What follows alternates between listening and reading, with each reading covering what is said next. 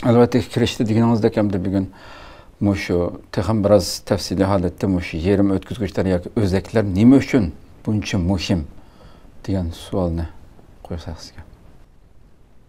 Hamda bu yerim o'tkazgich materiallarninki bayqilish tarixiga qaraydigan bo'lsak, taxminan 1830 yılı bilan 40 yılının aralig'ida bayqalgan.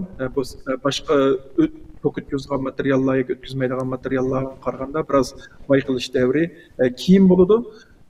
Bu bayqalgandan keyin uninki ishlatish o'rnini topganga qadar hali uzun vaqt ketadi mesela. Hatta bir asrga yaqin vaqt o'tgan. Undan keyindan bu hamda bu elektr materiallarni masalan biz tok yo'llarini layliga vaqtida yoki bo'lmasa uni ma'lum bir logikalik iqtidorga ega qilish jarayonida biz mush yerim o'tkazgich materiallarning mush xususiyatidan foydalanamiz. Masalan tok qaysi vaqtda qaysi yo'nalishga qarab oqadi yoki bo'lmasa qanday bir logikalik narsani nima qildi. Masalan oddiysi biz ma'lum bir yerdan o'tgan bo'lsak, masalan bizning oyoq tevishimizga yoki bo'lmasa bir odamninki gavdasining paydo bo'lishiga nima qilib chiroq yiqiladi deylik masalan yoki bo'lmasa bir ovozimizni chiqargan bo'lsak chiroq yiqildi deganga o'xshash masalan oddiy bir narsaning keyindimi nihoyatda murakkab bo'lgan bir tok yo'li bor. Bu tok yo'lininki mo'yim tugullarninki nimasiz materiallari mush yerim o'tkazgich materiallarning asosida yasalgan. Shuning uchun bu biz yerim o'tkazgich materiallar bayqalib taki mushu yerim o'tkazgich insonlarning ishlatilishiga yoki bo'lmasa yangi zamonninki elektron texnika sohasiga kuchishiga bo'lgan oraliqda taxminan 100 yilgacha vaqt ketgan.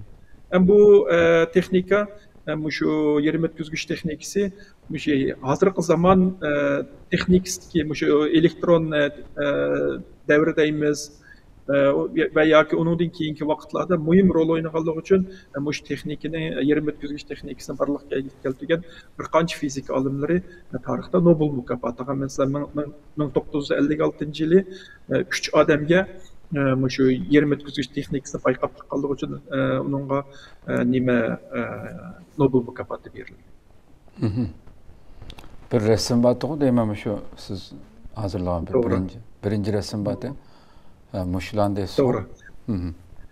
To'g'ri, mushu 1830 yili barliqqa kelgan bu vaqtda ikki donliq fizik olim bor, Bell tajribxonasida ishlagan Faraday bilan Maxwell deydigan.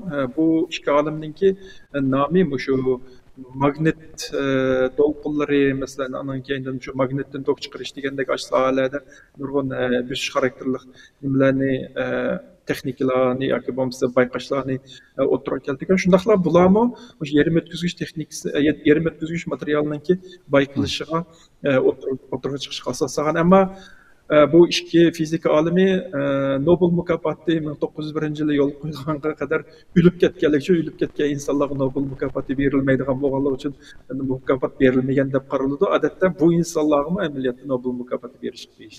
Undan keyin o'sha tranzistor deymiz hamda shu elektronlarninki masalan eqishini kontrol qiladigan funksiyalari bo'lgan bir xil material.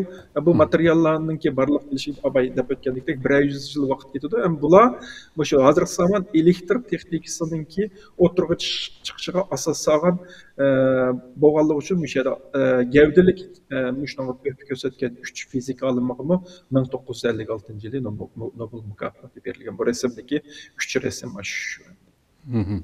Xo'sh.